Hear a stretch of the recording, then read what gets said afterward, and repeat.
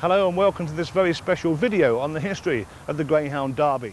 This building behind me here you'll probably not recognise, and I don't blame you for that. They call it Alcatraz with lights. But if you've been on this spot 7 or 8 years ago, then your location would have been unmistakable, because this is the site of the most famous greyhound track of all, White City at Shepherd's Bush in West London.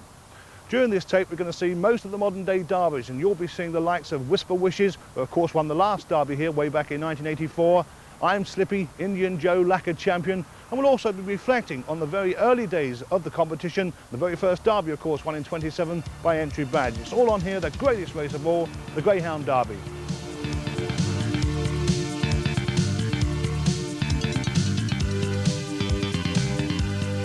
The first ever Greyhound Derby was held at London's White City in 1927 and won by entry badge.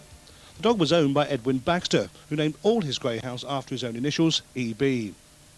Well, that first derby was held on a regional basis, with heats and local finals in the north and the south, with the qualifiers going forward to the £1,000 to the winner decider at Wood Lane. Well, later in the 20s, the most famous greyhound of them all, Mick the Miller, won the first of his 2 derbies. That first one was in 1929, when the greyhound, who turned out to be a star not only of the track but also of stage and screen, beat Palatinus by 3 lengths at odds of 7-4 on.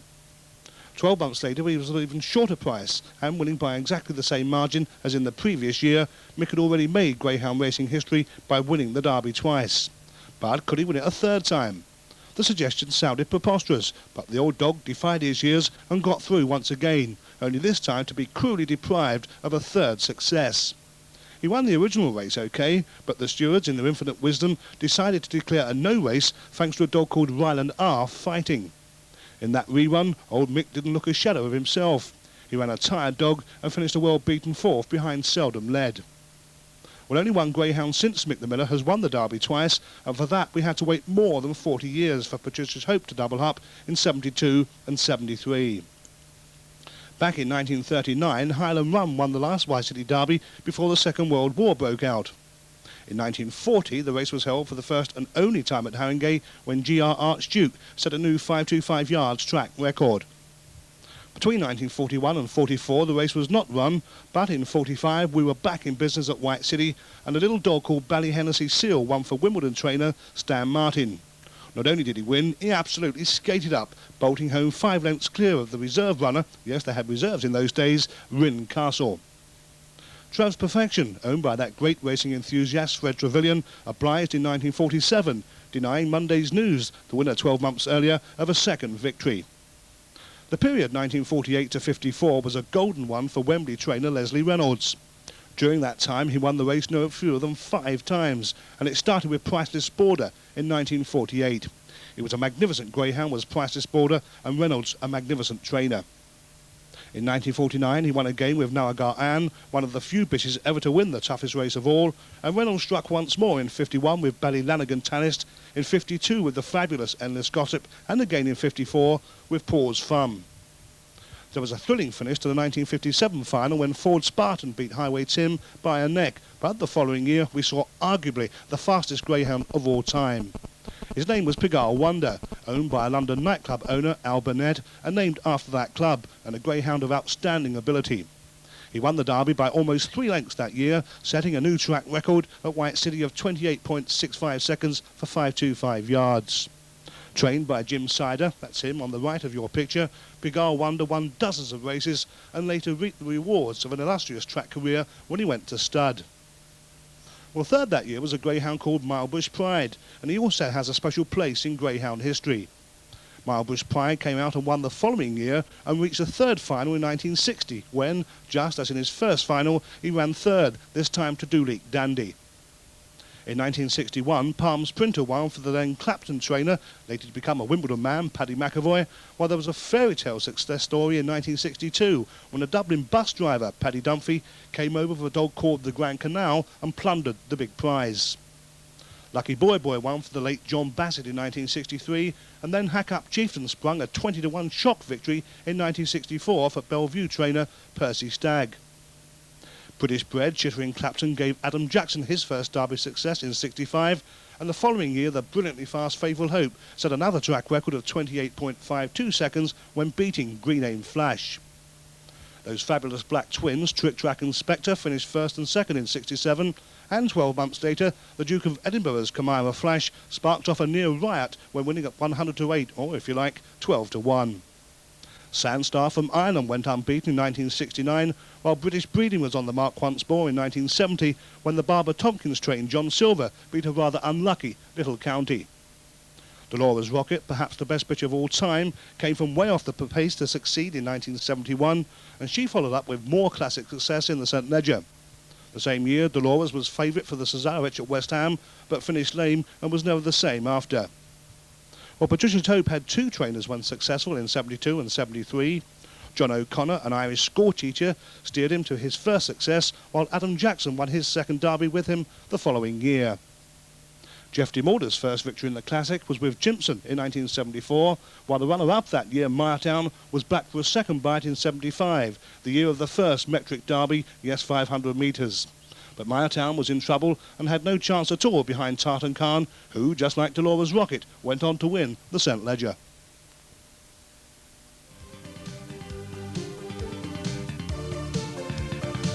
The 1976 winner Mutt Silver, there you see him, was back for a second bite in 77, and indeed he got to the semi-finals. He was lining up against a greyhound in trap 1 called Saucy Buck, a very early pace type of dog. In 3 was Ivers Alamo, 4 Ballybeg Grand, in 5 Mercy and Fireball, in 6 Westmead Manor. Mutt Silver, well, some thought would have got to the final, and indeed he might have, but for an uncharacteristic stumble down the back straight. I don't know what happened to the dog, he may have been distracted. Make up your own minds as you see them going to that first bend there. Saucy Buck in 1 with Mutt Silver challenging on the outside in second place. And the incident I'm talking about happens just about here, where he gets his head in front almost there, as you can see, stumbles badly and loses any chance of winning, let alone qualifying. He goes right back eventually to finish last. On the outside you can see the Westmead Manor dog, typical of the breed, strong running greyhounds, these Westmeads, aren't they? Coming off that last bend to get home to win it from trap 4, Ballybeg Grand, with trap 1, Saucy Buck staying on remarkably well for a greyhound who was best known as a sprinter. No trap 1 in the second semi-final. El Cavalier ran from 2, Pat Seymour from trap 3, Redden's Walk from trap 4, Balliniska Band, the flying machine from Manchester in 5, and trap 6, Silver Trixie. And look at the early speed of Balliniska Band. Eddie Moore's greyhound, tremendously fast greyhound indeed. A little bit of trouble behind at the first bend there, enables Balliniska Band to go a long way clear. But look at trap 2, the British bed, El Cavalier, trained at the time by Ted Griffin. You may recall old Ted at Romford there, cutting down Balliniska Band as they come off that third bend. And as Balliniska drifts wide off the last, it looks as if the favourite could be picked up. But the line, a short running, don't forget, at White City, comes just in time for Balliniska Band. He gets home from El Cavalier, with Pat Seymour finishing third qualifying place. The final itself, he was a red-hot favourite. There you see him, Balliniska Band going off at even money, and what a final it turned out to be. A great race. Saucy Buck ran from trap 2. Ballybeg Grand was in 3, and there you see El Cavalier, British bred, carrying British Breeding's hopes of a classic success. Wasn't to be in the end, as you're about to see, but a fine stamp of a greyhound, wasn't he, El Cavalier, and perfectly drawn for this final. Saucy Buck, David Drinkwater owned that one, very fast sprinting greyhound, just about got 500 metres at White City, but he was dying coming home. And another greyhound there, Pat Seymour in trap 4, of course, trained by Jeffrey DeMorder, who just 3 years earlier with Jimson won his first ever derby. In trap 5, as I say, the favourite Balliniska Band, red-hot favourite, even money. In trap 6, Westmead Manor. The great Derby War comes at White City as the hare approaches the starting traps. Saucy Buck and El Cavalier get a good break on the inside. Then comes Balliniska Band as they race up towards the first bend, and they're quite level going around that bend, and Balliniska Band just makes it in front, goes a length clear from Saucy Buck in second. After these comes El Cavalier in third, racing down the far side, and Balliniska Band shoots clear, some 3 lengths clear. El Cavalier running on strongly in second. Then comes Saucy Buck fading now in third as they go around the second last bend, and Balliniska Band 2 lengths clear from El Cavalier, who's closing all the time, but Balliniska Band finds a bit extra, goes away again on the run, and Balliniska Band wins it from El Cavalier in second. And it looked to me that Pat Seymour got up to be third, some scrimmaging behind the 2 leaders, but this year's winner, Balliniska Band, sent off the even money favourite, winning it comfortably. Comfortably indeed. In fact, Balliniska Band there equaling Glen Rock's track record time over 500 metres of 29.16 seconds. El Cavalier second, Pat Seymour third.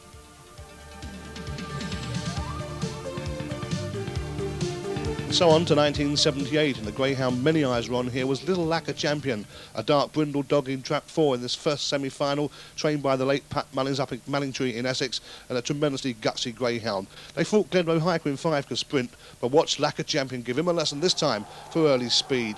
Great pace at the corner by Lacquer Champion there, but Glenroe Hiker now breaking loose and showing a good turn of foot himself. He was a fabulous sprinter.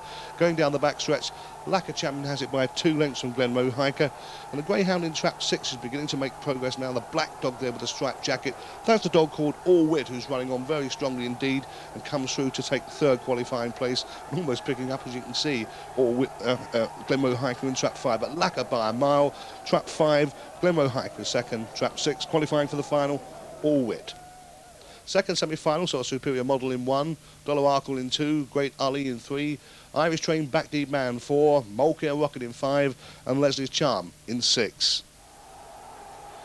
Very, very slow away was Mulcair Rocket in trap 5. Good early speed by Leslie's Charm in trap 6, up on the outside there, but he took a bad bump at that first bend and dropped back, and that really put pay to his chances of qualifying for the final. Superior Model led into that back straight from trap 4 here, Ireland's Back Deep Man. A little bit of crowding on that 3rd bend between the 2 runners, contesting 3rd spot there, but it comes through. Great Ali in trap 3 comes through eventually to finish 3rd, but they're not going to pick up Superior Model, who gets home from trap 4, Back Deep Man. Great Ali, trap 3, finishing 3rd. They're going round to the pick-up there, and they're qualifying for the final. That's the one, though, they all had to beat in the final. Lacquer Champion, a small, dark brindle greyhound, but full of talent, full of speed, and full of guts. A great, great greyhound indeed, but he wasn't particularly well drawn in the final in 1978. There you see it. Track 3 he went from, but the punters weren't put off. He started a 6-4 favourite. Superior Model was in 1, Great Ali 2, Little Lacquer Champion in 3, Glenroe Hiker in 4, All Wit 5, Back Deep Man from Ireland in 6. And on the run towards the first bend, it's Back Deed Man in 6, who breaks early with Glenroe Hiker in 4. After these comes Lacquer Champion in 3. Going around that first bend, Glenroe Hiker showing the best early pace, but Lacquer Champion moves up on the inside, finds a wonderful gap there. Lacquer Champion goes a length clear from Glenroe Hiker. After these comes Back Deed Man back in 3rd as they go around the second last bend. But it's still Lacquer Champion 2 lengths clear. Back Deed Man coming to challenge again as they come off the final bend. Lacquer Champion 2 lengths clear from Back Deed Man. After these, All Wit finishing well. Major snatch 3rd, but Lacquer Champion wins the Derby, sent off the 6-4 favourite. A couple of lengths clear from Back Deed Man, and it looked as though All Wit just got up to be 3rd from Superior Model. So Lacquer Champion makes a dream come true for the late Pat Mullins, winning the Derby from Back Deed Man. The winning time 29.42 seconds, the distance 1 3/4 lengths. Well, in 1979, I'm afraid it was won by Sarah's Bunny. Afraid to say that is that we don't have film of that final, but he won it and denied, she won it, I should say, and denied Lacquer Champion his 2nd Derby success. On to 1980.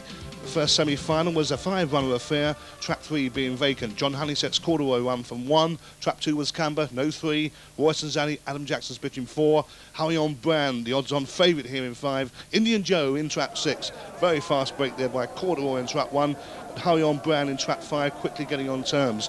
Indian Joe here seemingly in a hopeless position in 5th and last place out of that 2nd bend and looking to be out of the Derby, but he got a little bit of good fortune going down to the 3rd bend when trap 2 here Camber was impeded, and that allowed Indian Joe to get up on the outside and come through to qualify. Howie on Brand is home and hose from this spot, with trap 1 corduroy staying on for 2nd, with Indian Joe now coming in to finish 3rd and making his way through to the final.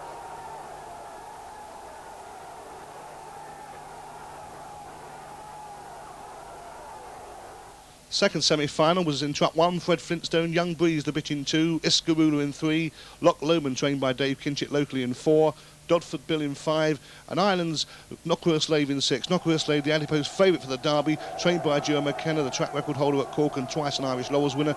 There you see a great head-on shot, getting bumped and barged all over the place going around the first bend. Is in 3rd, turning the first, but is impeded there at the 2nd.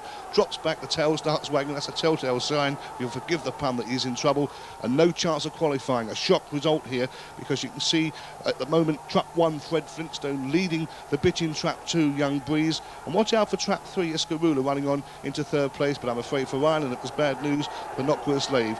Young Breeze wins it, Fred Flintstone is 2nd, Iskarula is 3rd.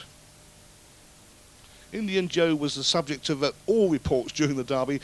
walked off like a cripple after each and every round, and there you see him there. It's a dog's life, isn't it? Some said it was a stifle muscle injury. I think personally, and it's been confirmed by one or two other people, that it was cramp. But a great greyhound he was, Indian Joe. But how he made him joint favourite on the night with Harry on Brand, I do not know.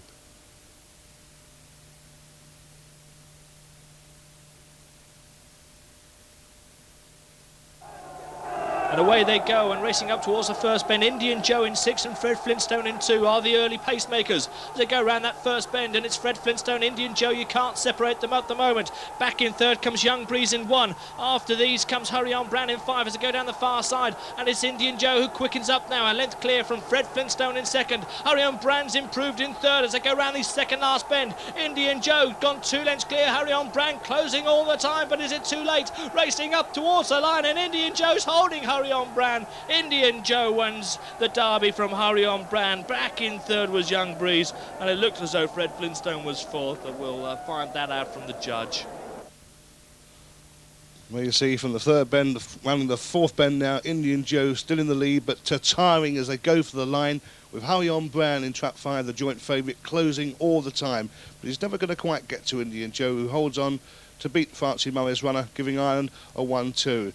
Has to be said, it was a marvellous training performance by John Hayes from Ireland to keep Indian Joe fit for each round, if that's the description. Look at him there, hobbling off. Those back legs really do look hardened up, don't they? He's in some considerable stress, I would say, but he lived to fight another day and went back to Ireland to contest the Irish Derby. So the 1980 Greyhound Derby, sponsored by Spillers that year, won by Indian Joe, and say a wonderful training performance by John Hayes. Greyhound owned, of course, by Alfred McLean and Barney Eastwood, who later went on to have fame with certain Barry McGuigan. Confirmation of the result: Indian Joe wins it 29.68. Hurry On Brown 2nd.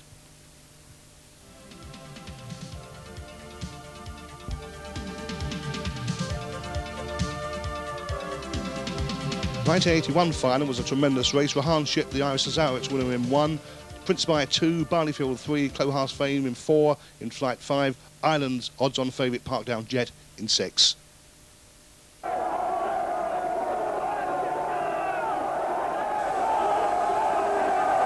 And Barleyfield gets a good break on the inside with Rahanship as they race up towards the first bend. It's Barleyfield, a length clear from Rahanship. Oh, there's been trouble there. Barleyfield's been knocked over. Rahanship was badly hampered, and so was In Flight as they go down the far side now. And it's Parkdown Jet, the favourite, 2 lengths clear from Prince By in 2nd. After these comes Clohars Flame and Rahanship moving up to challenge as they go down towards the 2nd last bend and rounding it. It's Parkdown Jet, 2 lengths clear, but here comes Prince By, who's closing all the time, and Parkdown Jet's just going to last home from Prince By. What an exciting finish there, but all sorts of happenings at the first bend. The winner though, Parkdown Jet for trainer Joe McKenna. Total mayhem at the first bend. Let's watch it once more. You can see Barleyfield in 3 leading into it, but watch Rahanship in trap 1 pinned against the rails there. He has to leapfrog the prostrate Barleyfield at this first bend. Look at him, up in the air, the dog. Never tried him over hurdles, I wonder why not. But you can see it cost Rahanship, in my opinion, the Derby. Parkdown Jet from that stage was home and hosed, and he wins it, the first ever Derby success in England for Joe McKenna, the odds-on favourite. Parkdown Jet wins it from trap 2. Prince Spider 33-1 joint rank outside with trap 5 there, as you can see in flight. Win time 29.57, winning distance 3/4 of a length. The first of our special interviews on your Derby tape is with Ernie Gaskin. The question I posed was, what final, Ernie, do you remember most of all? There's loads really, Mike, you know, going back to the White City Derby finals, loads of them that stand out in my mind and can still think near enough what happened at the time, you know. The one that really stands out, I think, would be early 80s Parkdown Jet final, because I was very close to buying the dog. It didn't change hands. Joe McKenna, who's a very good friend of mine, got the dog to train, and I backed the dog to win quite a few quid, and was there the whole time, right, you know, from the word go, round 1, right the way through, with Joe McKenna. We stood together off the last bend in the stand, to the left of the last bend, and saw the race together. And I think he done well to survive it, really, the excitement of it. Once that dog hit the front, went clear, and won the Derby. So maybe that Derby would stand out in my mind more than any of the others for that reason. Well, we'll be hearing a little more from Ernie Gaskin a little later.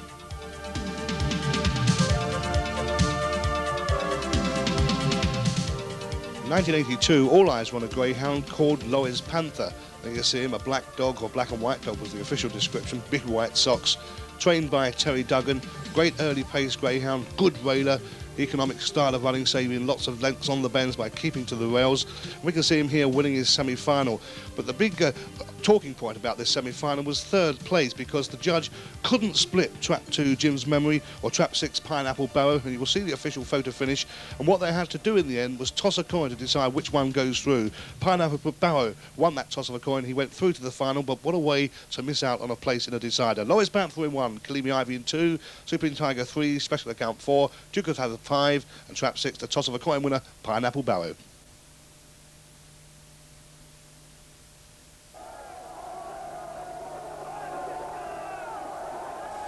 And Supreme Tiger's best away as they run up towards the first bend. Supreme Tiger already a length and a half clear of the rest of the pack as they go around that first bend. There's been some bump in there. Kalimi Ivy hits the deck, and it's Supreme Tiger 2 lengths clear from Loris Panther in second. 2 lengths back to Duke of Hazzard, and then they go back to Special Account as they go down towards the second last bend. Supreme Tiger now being challenged on the inside by Loris Panther, and Loris Panther forces its way through there. Supreme Tiger stumbles. Duke of Hazzard in third. Special Account finishing really well up towards the line, and Loris Panther has won the Derby. Loris Panther wins it, very tight for second between Special Account and Duke of Hazzard. That'll go to a photo finish, but Loris Panther wins for Terry Duggan. Well, for the second time in as many years in the Derby final at White City, we had a runner on the floor at the first bend. Watch Loris Panther against the rails in Trap 1, coming across and taking out Trap 2 there. Kalimi Ivy, who takes a very, very nasty tumble indeed. Fortunately, the greyhound got up and was none the worse for wear.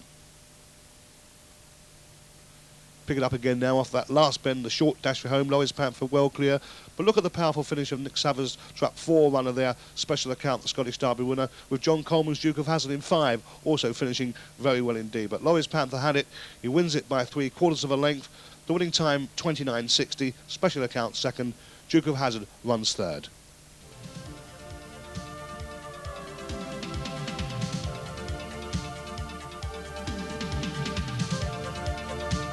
The 1983 Derby, in my opinion, was one of the best of all time. Some fabulous greyhounds whose names still appear regularly now on your race cards through sires. Debbie Lad in his first semi-final in 83 in 1, On Spec in 2, The Great Game Ball in 3, Gracious in 4, Eastbound in 5, Haymaker Mac in Trap 6. Just watch this for early pace from Trap 3, Game Ball. Brilliantly fast start, tremendous acceleration to the first bend. Keep an eye also here on Trap 1, Debbie Cotland, the greyhound who got knocked all over the place there at the first bend in Trap 4 was the Irish trained Gracious. That was goodbye to him, sadly. Game Ball going down to the third bend, still clear of Debbie Cotland, Cyril Morris's runner, trained in Port Leash in Ireland, but now beginning to run on as Game Ball begins to tread a little bit of water, not too much, because he does hold on to win, but Debbie Cotland running on very well indeed, with Trap 2 there on spec, qualifying for the final in third place.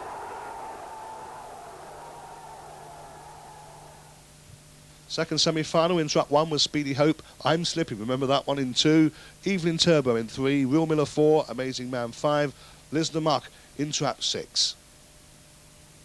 Another one with great early speed was I'm Slippy in Trap 2. Fairly level break, as you can see there, but you can see going to this first bend, I'm Slippy comes across to the rails there, takes the Trap 1's ground, and now you see this dog's qualities. His speed down the back straight had to be seen to be believed. He takes out 2 or 3 lengths on the pack there in a matter of 30 or 40 metres.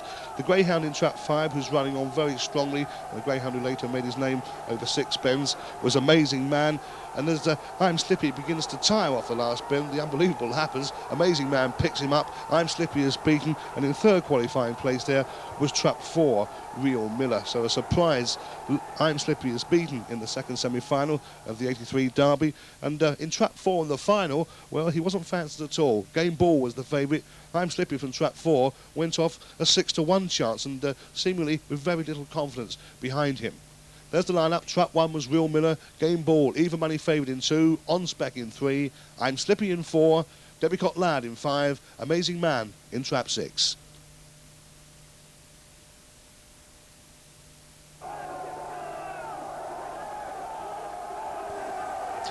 I'm Slippy gets a good break along with Game Ball. So does Debbie Lad, followed by On Spec as they race into the first bend. And it's I'm Slippy goes round just in front there of Game Ball, who slightly checks up. So it's I'm Slippy leading, 2 lengths clear from Game Ball. After these in third comes On Spec. Then we have Debbie Lad as they go down towards the second last bend. And it's I'm Slippy about a length and a half clear, but being pressed all the time by Game Ball. On Spec getting a run on the inside. Here comes Debbie Lad in the picture off the final bend. I'm Slippy tying up. Here comes On Spec on the inside. I'm Slippy and On Spec, they go past together. That is one for the judge. A desperately close finish there between I'm Slippy, On Spec. Debbie Lad finished very well after a first bend bump, but it looks as though I'm Slippy just may get the verdict. Well, it was a tremendously close finish, as you can see here. Trap 4, I'm Slippy, just turning into the home straight with a narrow advantage from Trap 3 On Spec. But watch Debbie Lad on the right outside in Trap 5, checking slightly to come outside of I'm Slippy here, really closing down as well. But up towards the line, I'm Slippy holds on to win it by a neck in Trap 4 from Trap 3 On Spec, with Debbie Lad a further neck away in third place. There he is. I'm Slippy wins the Derby, and my word, what a career that Greyhound has since had at stud, and still going strongly in Ireland with stud keeper Rishi O'Regan. Confirmation of the result, 29.40 for I'm Slippy, wins it from On Spec, and Debbie Lad a neck and a neck. Well, before we leave 1983, we're going to have a look at the consolation race in Trap 2, Haymaker Mac.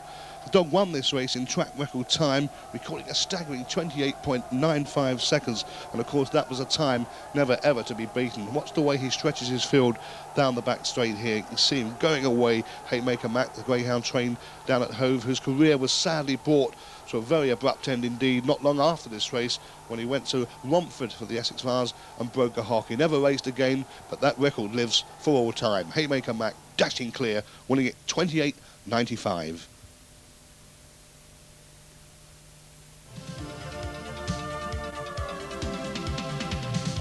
So on to 84, the first semi-final in Trap 1, Back Garden, the Jolly Norman in Trap 2, Brown Beetle in 3, Island's Morans Beef in 4, Island's Spartacus in 5, and the well-fancied Glenbryan Champ in Trap 6. Keep an eye here for Glenbryan Champ at the second bend. Really stumbles badly and completely loses his footing and loses his chance of winning a derby. Great early speed there from Spartacus into the first bend. But Morans Beef, see the stumble there by Glenbryan Champ, down on his nose, the poor dog. Spartacus still blazing a trail, but alongside, looming ominously now, Joe McKenna's Morans Beef, who forges clear just before they hit that third bend. Comes across Trap 5, Spartacus, doesn't give him anywhere to go. And running on into third spot is a Greyhound called Jolly Norman, running on into the third now, and actually gets up on the line to take second from Spartacus, but no doubt about the winner. Morans Beef wins it in 29.51. The second semi-final, Laura 6 for McKenna ran from Trap 1, House of Oak the Bitch in 2, Whisper Wishes in 3, Wyoming Ivy 4, Nippy Law in 5, Proud Dodger from Ireland in Trap 6. We mentioned I'm Slippy earlier, having a great career at stud, so too is this Greyhound, Whisper Wishes. Look at him in the semi-final, bursting clear towards that first bend. House of Hope, Greyhound in Trap 2, turning there in second, but some 3-4 lengths down on Whisper Wishes. Fabulous early speed. This Greyhound, who throughout his career was absolutely dogged by injury. And remember, he hadn't raced for 6 months before he came into the Derby in 1984, so what an achievement it was by trainer Charlie Cole to get him right. Going off that last bend up to the line, Whisper Wishes wins it from House of Hope. Jim Woods running in Trap 2 in second. Proud Dodger qualifying in third place. The winning time, 29.53. The final, what a race it promised to be. House of Hope in 1, Spartacus in 2, the Jolly Norman 3, the favourite Whisper Wishes 4, Morans Beef from Ireland in 5, Proud Dodger from Ireland in Trap 6. Away they go when Whisper Wishes in 4 gets a good break with Morans Beef in 5. Then comes in 1 House of Hope as they go around that first bend. Whisper Wishes been trouble around the back there. Spartacus checks up badly as they go down the far side. And it's Whisper Wishes 2 lengths clear from Morans Beef in second. Then comes House of Hope, who's been challenged all the time by the Jolly Norman. Then comes Proud Dodger as they go around the second last bend. And it's still Whisper Wishes, but being pressed now on the outside by Morans Beef off the final bend. Whisper Wishes headed by a length from Morans Beef. Then comes Proud Dodger finishing well. But Whisper Wishes just holds on there, and it's very tight in the second. So there's the result. Whisper Wishes, the favourite, wins it, the 7-4 favourite. The winning time, 29.43. Morans Beef from Ireland is second. Proud Dodger, also from Ireland, is third.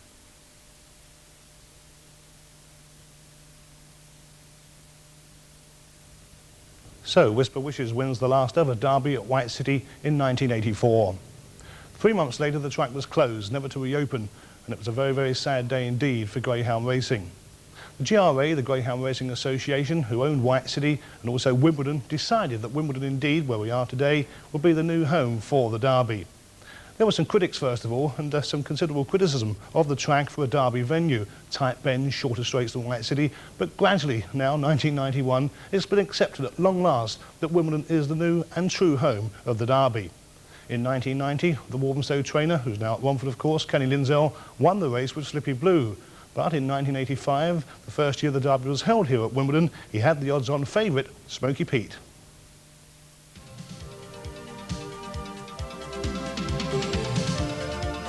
There he is in trap 2, Smoky Pete, 8 to 11 he went off. In trap 1, John Copperstone's Warstone, 2 Smoky Pete, 3 Jack the Hiker, trained by Matt O'Donnell, House Hunter in 4, Pagan Swallow in 5, Carrageen Chimes in trap 6.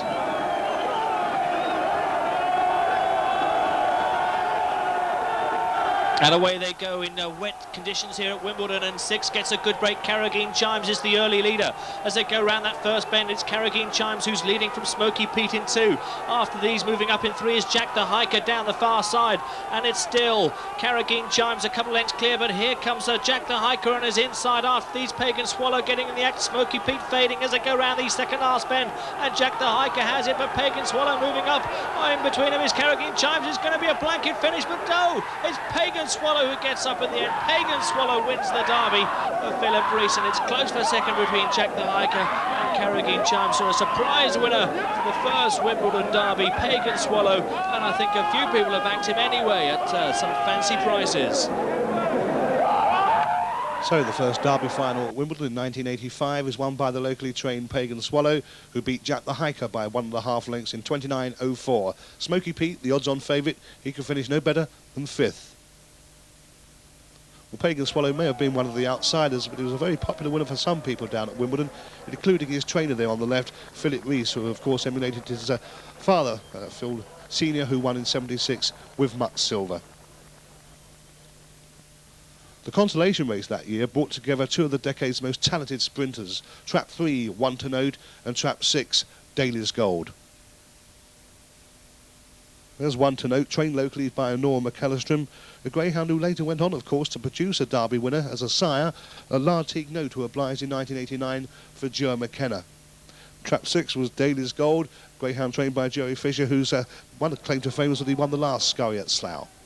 They're running for the consolation, and away they go, and Daly's Gold fast away with One to Note. After these comes Digham, then comes Minestrone as they go round that first bend, and a bit of bumping there slightly between Daly's Gold and One to Note, and it's Daly's Gold still with his head in front, but One to Note moving up on the inside.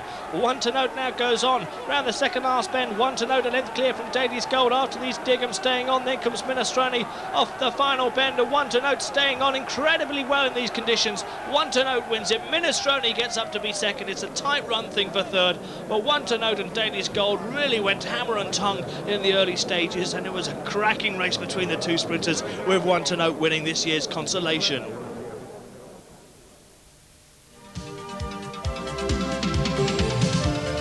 The first semi-final in 1986 saw the controversially reseeded Merlin Slippy running from Trap 6.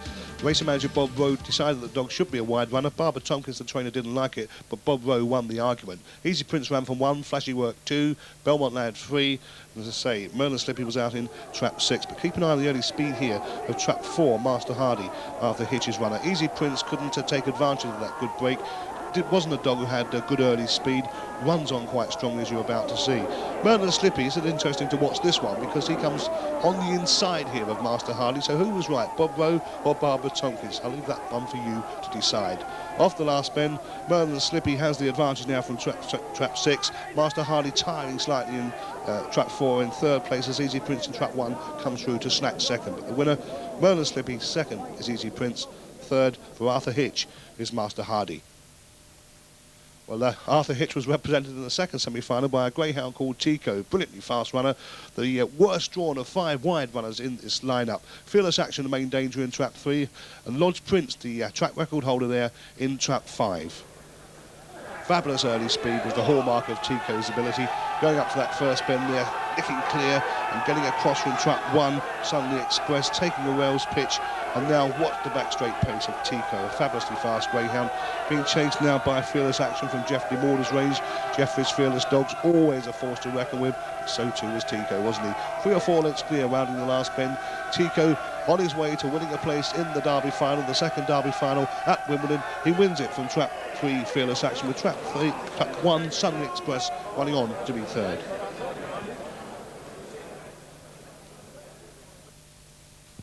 There he is, Tico, all fit and ready to go for the final in 1986, running from trap 5. A much better draw for him this time than in the semi-finals when he ran from trap 2. The lineup itself in trap 1 was Sunday Express. Trap 2 was Easy Prince. Trap 3, Merlin Slippy, evenly drawn that time, wasn't he? Trap 4, Fearless Action. Tico in 5. Master Hardy completing Arthur Hitch's twosome in trap 6.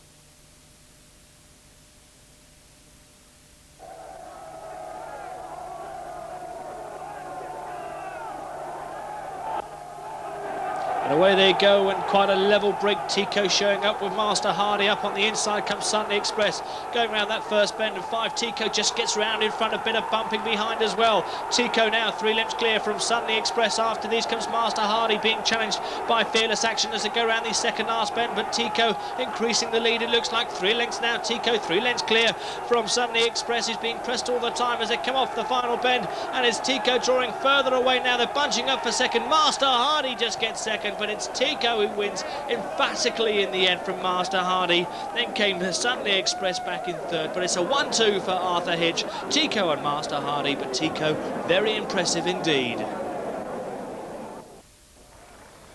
You see a very appreciative crowd at Wimbledon roaring a great victory there for Tico, who's not exactly dog-tired. He's taking it easy, the old fella. Can't say that I blame him, getting a well-deserved pat from Colin Hitch there, son of the winning trainer, Arthur Hitch. So you see Alan Smee with the trophy, proudly holding that trophy. Colin Hitch hanging on to Tico like it was the best thing in the world. There is the result. Tico wins it by 5.5 lengths from Master Hardy, and in trap 1, third Sunday Express, a further half a length away. A great double there for Arthur Hitch, first and second. Arthur, Tico, a brilliant Derby winner in 1986, but you had not only the winner, but also the runner-up Master Hardy. Twice the worry, twice the pressure. How did you cope with it? Absolute nightmare, to be honest with you. It's, you know, it's keeping them right. It sounds all right, but for 6 weeks solid, you've got to be, everything's got to be right. Even to the mates they sleep with, you know, if they come into season, anything like that, you can come unstuck. But unfortunately, Tico, I always kennelled on his own, but Master Hardy was always kennelled with a bitch. Any particular reason for keeping on his own? Well, to be honest with you, Mike, I thought I could win the Derby a long time ago. So when he first come from Ireland, as you know, I didn't race him for 2 to 3 months, and I, you know, kept him on his own, especially for the Derby. So it was quite... Worked fairly well for him in the Pall Mall, didn't it? Well, when we won the Pall Mall, I had little feelings that we could do the business. It's a tremendous early pace. And to me, it's a close-run thing, I think, between Tico and Hit the Dead, but I think I just favour Tico as the best Derby winner I see around here. You did frighten me tonight in the semi-final when you come down. You said to me, "You know what I'm going to do, don't you?" And I said, "Yeah, you're going to go for him." And I didn't mind. We had the draw, so there was no excuses, and the dog was running really well. So he did the business for us. So after winning the English Derby at Wimbledon with Tico, he then went to Shelbourne for the Irish Derby. Yeah. The dog started a red-hot favourite for the final, but he didn't really fire on all cylinders after, did he? We was a little bit unlucky in the fact that there was no wide seeding in the Derby, and as you know, we never drew any wider than 3, which you know, was a bit of a pain. But I actually went over for the semi-final, and I stayed with the dog for the week with Colin, and when we brought him down, and he absolutely, like, he set the tracker like that. Like, they clapped him off the track at Tico, which to the Irish to do that, it was something, you know, I should treasure. But I came back home and left Colin in the final, and whether he got a bit excited, you know, we had the drums and the bands playing, but normally nothing sort of upset the old fella, but we didn't really do it from the boxes, did we, in the final, and trap 3 was probably our undoing. It's never been done before, an English Derby winner going over to Ireland and winning the Irish Derby. It must be a terribly tall order. Well, to go over there and to sort of take them on in our own back garden and be odds-on favourite in the final was a feat and its achievement in itself. But the only thing, as I say, with Tico, he made his name for him in Ireland, I think. When he was the neck off the clock in the semi-final, I think he won by 8 lengths, and that was some run. Last question. Tico apart, because it would be stating the obvious. Who's the best Derby winner you've seen? Well, I go back a few years actually, and it's got to be Pageli Wonder, because he not only won a Derby, he looked as if he could have won a cross show. He was immaculate, and it's always stuck in my mind. See that big dog stroll out of the White City was something I should cherish forever. The anti-post favourite in 1987 was Molly Friend Lucky, but disaster struck him in the quarter-finals from trap 6. Watch him being forced out onto the hero almost, and there you see that Greyhound sadly breaks a hock, and he was never to race again. He broke that hock, not at the first bend or second bend where most Greyhounds sustain that worst of all injuries, but here, going towards the first bend where he's barsed out onto the hair rail. To say Colin Packham's runner never raced again, but he did have a fairly, and still enjoying in fact, a fairly useful career at stud. A brilliantly fast Greyhound won the Scurry at Slough, but as I say, that was the last anybody saw of him. The first semi-final, Ricasso Tiller in 1, Stooky Whisper 2, 3 was NEC, 4 Flashy Surf, 5 Hot Sauce Yankee, and in trap 6, Pagan Chimes. Watch out for the early speed here of trap 1, Ricasso Tiller, who gets away very smartly indeed. So too does trap 6, Pagan Chimes, and in trap 3 there is NEC. Turning the first bend, Ricasso Tiller with that fabulous early speed goes round the second 2 or 3 lengths up from trap 6, Pagan Chimes, with NEC working hard on the inside of that one to rush up into second place. Coming into fray now in trap 2 is Stook Whisper, who runs on to qualify for his first Derby final, depriving Pagan Chimes of a place in that lineup. Up towards the line, Ricasso Tiller wins it from NEC in trap 3 second, with trap 2 Stook Whisper finishing in third qualifying spot.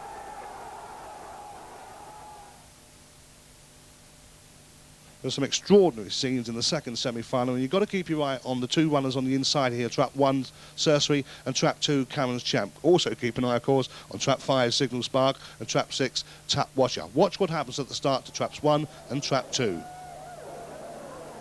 There you see, they both seem to go up with their hair, but the boxes is lifted up in the air. Trap 2, Cameron's Champ lost most ground.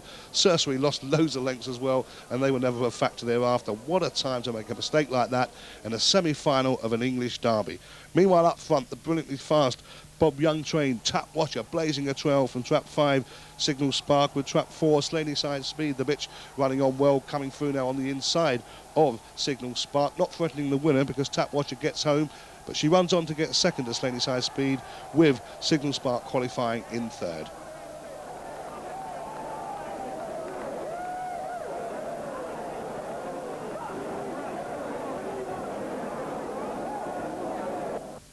Let's have another look at that extraordinary start here. Trap 1, Cercery, trap 2, Cameron's Champ. Cercery goes left, Cameron's Champ eventually goes right. They lose lengths and lengths and lengths, and they're out of the Derby. What a time to do it.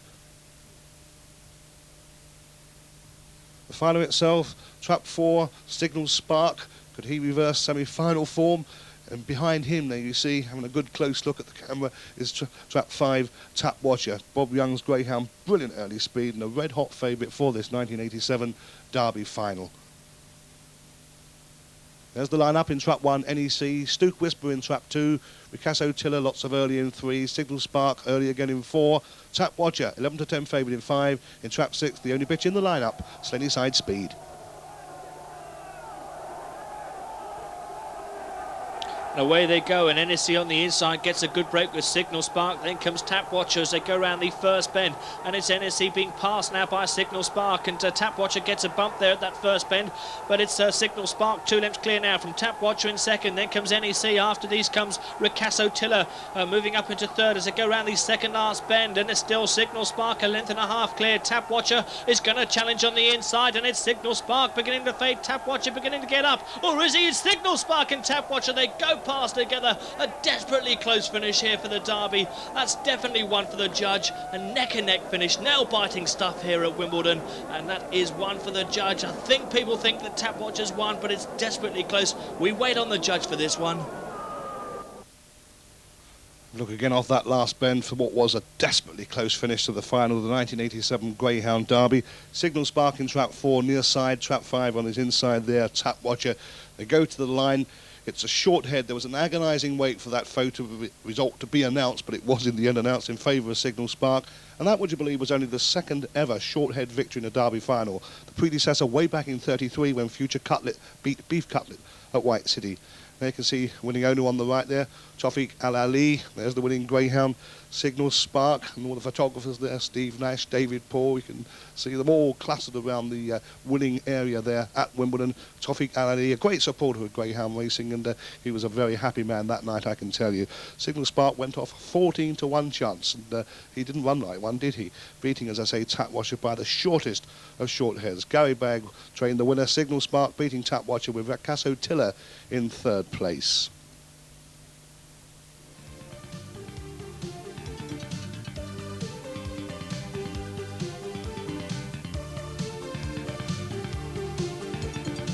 Move on now to 1988, and the first semi-final in Trap 1 was round the bend. Stoke Whisper back for his second derby. Trap 3 was Make History, the Irish Puppy Derby winner. 4, Commodore Boy. 5, Paper Whisper. In Trap 6, My Tally Ho 2. Watch out for the excellent early speed here shown by Ernie Gaskin's runner, Commodore Boy, also owned by Tawfiq Al Ali, who was bidding to win the derby for the second year running following Signal Spark in 87. Round the first bend, Commodore Boy has the lead from round the bend. In Trap 3 now, Make History beginning to make ground. A powerful greyhound was John Quigley's Irish Puppy Derby winner, coming up to challenge round the bend for the second spot there at that third bend. And off the last bend, Commodore Boy hugging the rails almost, but now drifting wide, and wider still is Make History, who gets up to win this from Commodore Boy, but Stoke Whisper running on strongly to finish third and to book, as I said earlier, his place in the final for the second year running.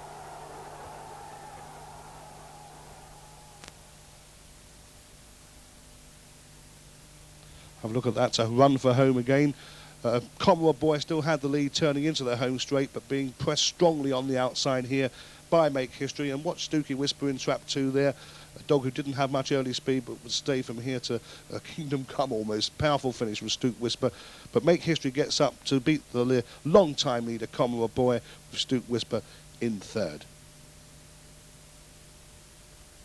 Second semi-final was a tremendous race with Curry Hall's Gava in 1, Gino in 2, Ralla in 3, Hit the Lid in 4, Fearless Ace in 5, and Joe McKenna's Bold Rabbit in Trap 6. Another great display here of early speed. It comes from Trap 1, Curry Hall's Gara.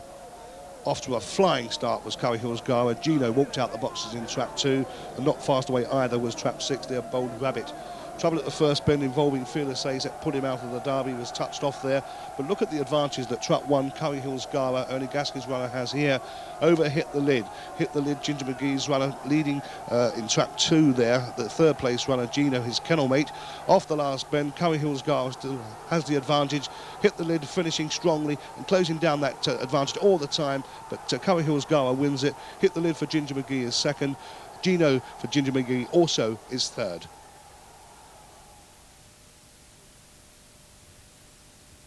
And there you see the atmosphere and the razzmatazz of a Derby final night at Wimbledon. Was criticised in the early days for running the Derby there, but my word, the Derby's come home at Wimbledon and it packs them in on Derby final night. You see the grand tote board over the far corner there. That's the third bend area.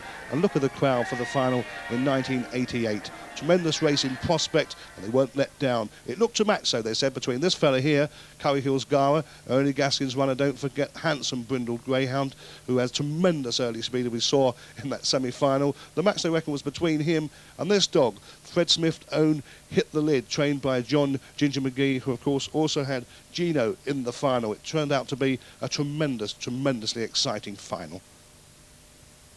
The lineup once more: Curry Hall's Gara in 1, Gino 2, Stoke Whisper 3, Make History in 4, Commodore Boy 5, and Hit the Lid in Trap 6.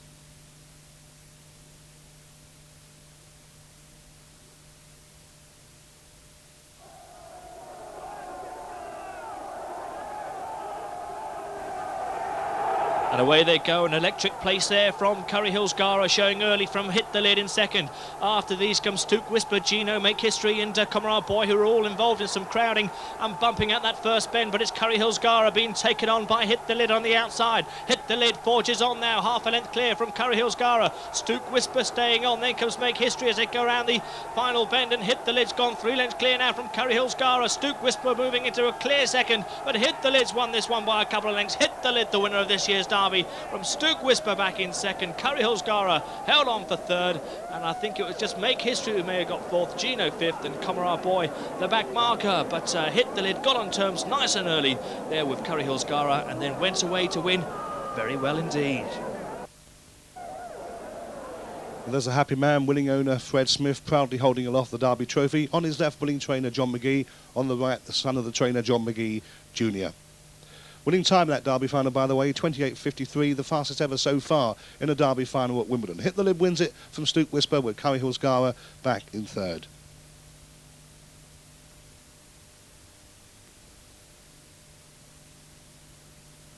Well, Ernie Gaskin also had 2 runners in the final, but really it had to be an anticlimax for him. No, you would say that they didn't hold great memories for me, but on the other hand, I was still very proud of the 2 dogs. You know, it was a nice thing to be there in the final with 2 from a small kennel like mine, and they were 2 smashing dogs. I mean, Kamara Boy went on and won the laurels afterwards, so he proved being in that final wasn't a fluke. And the other lad, I'm not going to say why he didn't stay in front longer in the Derby, because I'd never make excuses. So we'll leave it at that. But Curry Hills Gara was a great dog, and he was beaten on the night by a very good dog with Hit the Lid. Went on and proved himself a good dog afterwards. And also Curry Hills Gara proved himself that he could beat Hit the Lid afterwards, because he beat him at Wembley, didn't he, in the Select Stakes, which was nice. It was sweet revenge that night. You must have enjoyed that. No disrespects to Freddie Smith, who was an owner of mine, you know, but that's the way it goes, isn't it? You know, on the night of the Derby, it was Hit the Lid's night, and I was proud to have my 2 in the Derby, even though they were beaten. Well, who's to say a Derby may come your way one of these days? Ah, well, you've got to keep on trying, haven't you? Wish you luck. But it's not the end of the world. You know, there's all the other races, they're the ones that keep you going, aren't they? You know? And if you can get the Derby, well, then that's a bonus.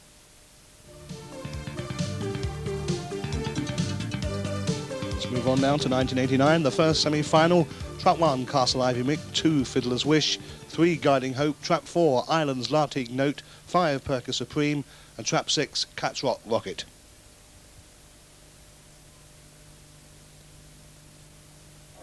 Trap 4, Lartigue Note, who was a greyhound who was very well supported for this race, was in all kinds of trouble early on and in what seemed to be a desperate position.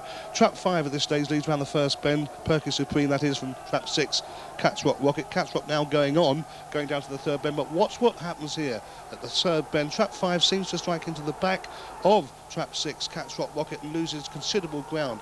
That allows Trap 1, Castle Ivy Mick, to come through, and also allows Trap 4, the favourite, Lartigue Note, to get back into the race. But Cat's Rock Rocket wins it. Lartigue Note stays on well to get second. Castle Ivy Mick is in third.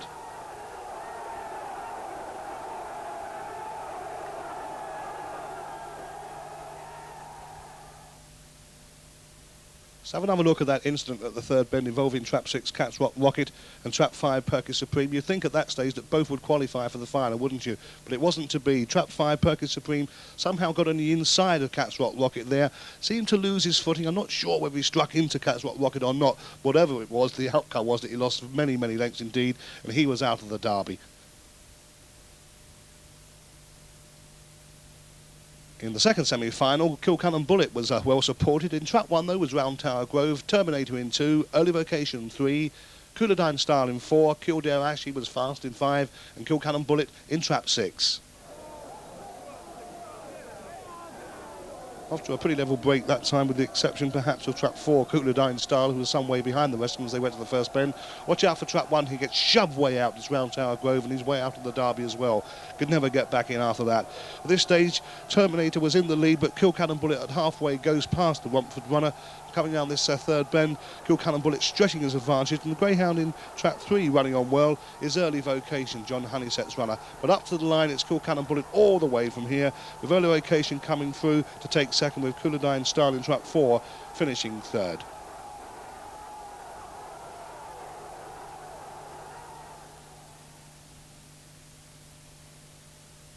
Well, no luck at all at that first bend for truck 1 round Tower Grove. We slow it down for you. You can see what happens. He's rushing up quickly behind the leading pack, and as one sort of bounces off the rails almost there, truck 3 it is, Early Vocation, and truck 5, Kildare West, both bump into truck 1 round Tower Grove. He's down on his nose, and he's lost considerable ground. I'm afraid any chance also of getting through to the final. This guy didn't. He was there. Lartigue Note, Joe McKenna's runner. Could McKenna win the Derby for the first time since 1981 when he was successful at White City with Parkdown Jet? All the money was on Lartigue Note. In truck 1 was Castle Ivy Mick. Lartigue Note evens in 2, 3 Couladine Style, 4 Cats Rock Rocket, 5 Early Vocation in trap 6. The only one who seriously opposed Lartigue Note in the betting, Kilcannon Bullet. Was it a match?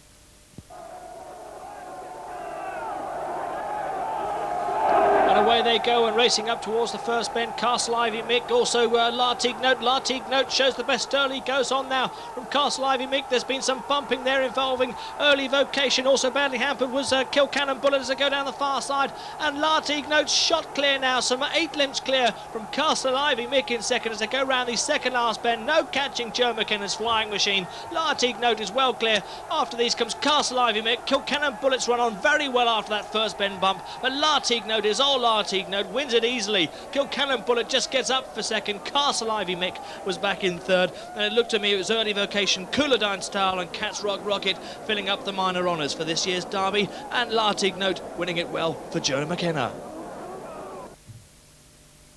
Oh, tremendous scenes of jubilation at Wimbledon on final night. Owen McKenna there, son of trainer Joe McKenna, with the winning Greyhound Lartigue Note. More than 5 lengths he won it by, 28.73 his time. I've never seen so many amazing scenes at a Derby final meeting as we saw here at Wimbledon in 1989. Joe McKenna, the man in the middle there. The Tipperary flag, it seemed that half of Tipperary was at Wimbledon that night. This fellow was there too, wasn't he? Lartigue Note. Oh, it was hard work. He's puffing a bit, but it was all worth it, wasn't it? A marvellous, marvellous performance by Lartigue Note, winning the Derby. Owner Cahill McCarthy, he's Irish as well, with Joe McKenna there punting the air in jubilation, holding aloft that most famous trophy of them all. Trap 2, Lartigue Note wins it from trap 6, Kilcannon Bullet. Trap 1, Castle Ivy Mick in third, 28.79 the win time, the distance 5 1/4. Well, Early Vocation finished fourth there for John Honeysett, a man who hasn't had much luck in Derby finals. Johnny had 6 Derby finalists so far. Never had a decent trap draw, let alone a winner. No, I've been a bit unfortunate in the trap draws. Never got the red box for a railer and never drew trap 6 for a wide runner. But, it's the old question of luck of the draw when you get to the final. First finalist was Corduroy back in 1980. He finished 5th for you. That race that year won by Indian Joe, a dog who always appeared to come off on 3 legs. Do you remember? I do, yeah, I remember it very well. He did come off desperately lame after the semi-finals. They've done a great job actually on that dog to get him to win the final. But not to be knocking the winner, but I thought it was quite a moderate final that year. The dog I had in there was quite a good dog, but I never really expected him to even get to the final, let alone win it. So it sort of showed really the class of the final, Following year, 1981, the Greyhound perhaps, who you may have thought, tell me if I'm wrong, offered the best chance of you of winning the Derby, Clohar's Flame. Yeah, he was a brilliant dog. He was a dog that I loved him because he was the right character of a dog. Strong, ran from behind, run from the front. You don't get many dogs like that. And I think this, probably unfortunately, the trap draw beat us that night. The record will always show that the winner, Parkdown Jet, that year was a good thing. It was 5-4 on, but there was mayhem at that first spin, wasn't there? Yeah, I don't think Parkdown Jet would have won the final, not the way the race was going, but then all of a sudden the race completely changed at the first bend, and it let Parkdown Jet go clear to go and win it. And the dog who came down, at that first bend, Barleyfield, if I remember. Barleyfield, he went on the floor at the first bend, and everything else had to jump over him, which cost my dog. It must have cost him at least 8 lengths, and I think he was beaten 3 3/4 at the finish, There's a gap of 5 years before you had another finalist, and that was the second ever Derby final at Wimbledon, Tico's year, and you were represented that year by Easy Prince. That's right. That was a dog that was owned by Patsy Burns and Bill Owen and another fellow in Ireland. He was quite a good little dog, but I mean, he lacked early, and the dog really wasn't with me long enough. He came over about, I think, 2 weeks before the Derby started, and I had to rush his qualifying trial so that he could actually run for me, you know. And I thought, actually, I will put a feather in the own cap. We done a feat again to the final. Quite an achievement, I'd say. Yeah, because, you know, the dog hadn't, you know, he hadn't even settled down properly. But after saying it showed what a good gutsy little dog he was to be able to get through it like he did, you know, and not be 100% right. You mentioned Patsy Byrne there as being a part owner of Easy Prince, because Patsy has been in as many finals almost as I think you have, because the following year, trained Stookie Whisper for Patsy. That was in Signal Sparks year, and Stookie didn't get much of a run that night. No, he got murdered from the tracks that night, and to the point that he was sort of nearly 10 or 15 lengths behind the fifth dog going into the first bend. He was virtually all but put on the floor coming out the traps. Was that when, was it Ricasso Tiller? Ricasso Tiller came across out the boxes and sort of went straight into him, straight across him, you know. It's a feat in itself to get a Greyhound through to a Derby final. To get one through to 2 Derby finals in consecutive years was an outstanding performance on your part, because Stookie was back in 1988 in a very competitive Derby. He hit the lid, the winner, Curry Hill's Gala, make history, Gino and Commoner Boy. But he ran that night probably one of his best ever races for you. He did, he ran.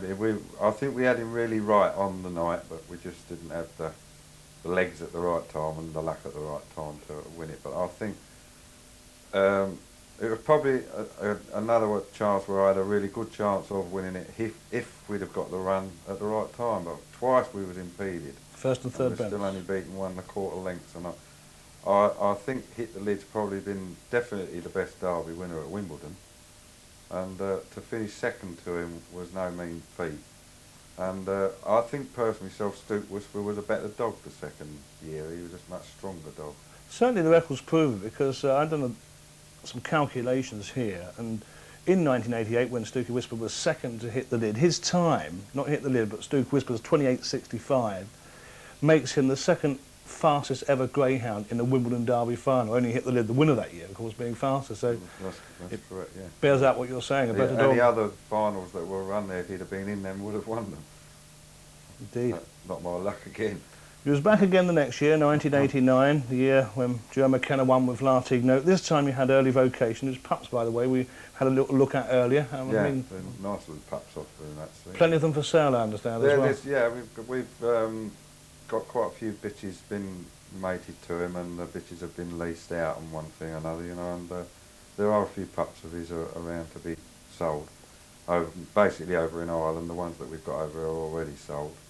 But he's thrown quite a nice pup. I think he's got making quite a good stud dog actually, but it's hard to get him started. Can you cast your mind back to his final, 1989, behind Lartigue? He ran from trap 5, finished 4th. Yes, I can. I must admit I didn't really expect him to win it. I think we all knew that Lartigue was the dog that they all had to beat that night. But I felt a little bit disappointed that he could have been second, but for getting hampered at the first bend, it cost him quite a bit of ground. He's a very game little dog, and the dog that, unfortunately, was carrying a slight wrist injury all the way through the Derby. So it was a dog that we had to mind for a long time with it. Consequence was, soon after that Derby, we retired him because of it. That's why he went to stud young. You mentioned just a moment ago Hit the Lid being the best Derby winner you've seen at Wimbledon. What about the last few years of the Derby at White City? Some of the most outstanding performers there? Yeah, I think in recent years the last Derby winner there, Whisper Wishes, was a very impressive winner. I thought he was, you know, he's a brilliant winner on the night.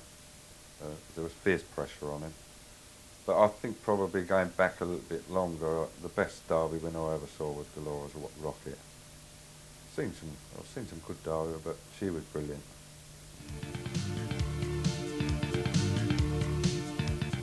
In 1990, almost everyone, it seemed, expected a royal success for Prince Edward with Druids Jono. There you see him with kennelman John Shannon down at Patsy Burns' kennel, leaping out on the screen almost. But it wasn't to be. The line-up was in Trap 1, Fair Hill Boy from Ireland, Trap 2, Burnt Oak Champ, Trap 3, Galtymore Lad, Slippy Blue, Trap 4, Trap 5, Fires of War, and the odds-on hottest favourite in years, Trap 6, Druids Jono. And away they go, and Fair Hill Boy in one gets a good break from Slippy Blue. Then comes Druids Jono, missed his break slightly, but with the early pace now. As they go around the first couple of bends, it's Fair Hill Boy cutting out the running. Slippy Blue moving up on his outside. 2 lengths back to Druids Jono and Fires of War. Going around the second last bend, Fair Hill Boy hugging the rail, still out in front, but now Slippy Blue lays it down, goes on, goes a length and a half clear from Fair Hill Boy. Then comes Druids Jono and Fires of War off the final bend, and it's Slippy Blue who's going away now. Slippy Blue, it's all Slippy Blue. He wins it comfortably in the end. Druids Jono just got up to be second from Fair Hill Boy. Fires of War close up in fourth. A gap back to the other two, Galtymore Lad and Burnt Oak Champ. So British bred Slippy Blue wins the Derby with Druids Jono only second, the odds-on favourite. The win time 28.70, the winning distance 3 1/4 lengths. Fair Hill Boy was third for Ireland, Fires of War fourth, and there's to come on Jono Rosette in tatters. Well, Ken, it was some race and a great victory for you. Well, we always thought the dog was pure quality, and he performed on the night. The Greyhound Derby is a unique occasion, it's a unique race, and it's a level 6 dog race, and we never ever thought that we couldn't win. It came from behind as well, did tremendously well after not getting to the first bend. Well, if he got a run around the first bend without interference, he could come from behind. We expected him to come from behind, but we didn't expect him to break quite as well as he did. But obviously, the occasion didn't get to him. It might have got to the favourite. It's a very, very difficult race. Must be a great dog for you. He's an absolute brilliant dog. He's the best I've ever handled. I've told people that all week. He was 20 to 1 this morning. He's a brilliant price. He was around 100 to 1 at the outset, and he's done the connections plenty of good. He's a brilliant, brilliant greyhound. You're going to celebrate tonight? We might crack 1 or 2 bottles, I should think. Ken Lindsell there. Let's have a word now with the man who's seen all the finals on this tape, the GRA Chief Racing Manager, Bob Rowe, which, in his opinion, was the best. Well, it's a difficult question to answer, Mike, really. There's been some marvellous, well, always a marvellous Derby final every year, of course, but there have been some where the quality of runners in the final have been better than other years. And I believe that in view of the number of good greyhounds that were in the Hit the Lid final in '88, that I must come down on the side of the Hit the Lid performance as being the best one I've seen, where I've been officiating at a meeting. I did see Derby finals prior to '74, but not in an official capacity, but just as that of a spectator. But I think all things considered, the Hit the Lid victory takes on beating. Can you remember the first Derby final you saw? I can't remember the year, but it was Sandstar was the first Derby. 69? Yeah, 69 was the first Derby final I actually saw. Of course, he went on to win it and win it in great style, and so did Hit the Lid, as you say. But for every good luck story, there was a hard luck story. Who was the best greyhound, in your opinion, never to have won a Derby?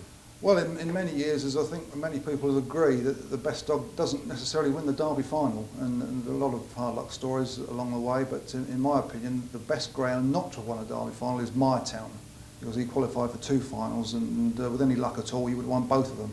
He was a magnificent greyhound, and I think probably the best greyhound I saw run at White City in my time. Even better than Dolores Rocket? I think so. You must, down through the years, recall some fond, happy, peculiar memories, or anything particularly? Yes, there's some that I can recount, and there's some that I don't think I should. But one of the funnier moments, and every respect to Matt O'Donnell, I think is an excellent trainer, and it's good news, in fact, if reports are correct that he's coming back this year for the Derby. Good news it is.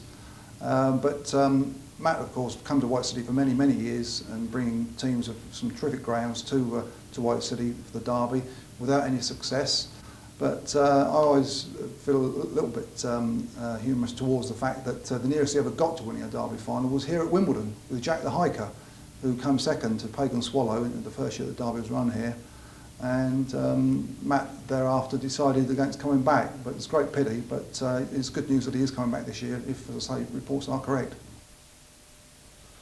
The Greyhound Derby, some great memories, some great greyhounds in the toughest race of them all. We hope you enjoyed it. Kenny's Blue Heaven and the full story of Slippy Blue's triumph is given maximum coverage in the Racing Post, whose offices are situated just 3 miles away from Wimbledon Stadium. While here in Rains Park, since their first edition hit the streets on April 15th, 1986, the Racing Post has quickly gained the respect of everyone in the greyhound industry. From mid-morning, information and news stories are received over the wire and placed in a queue for sub-editors to edit into a planned layout. The story is then typeset and transmitted to the compositors on the floor below to process and paste onto the page.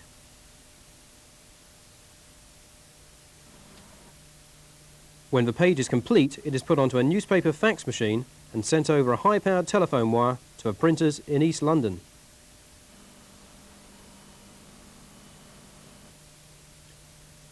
Here the pages are received as negatives from which plates are made to put on high-speed presses, ensuring greyhound readers get the latest possible results on their breakfast table the following morning. Quality control checks are made by the printing staff until good copies are running. These are then labelled, bundled and transported by van to newsagents throughout the country. The Racing Post, #1 for greyhound coverage.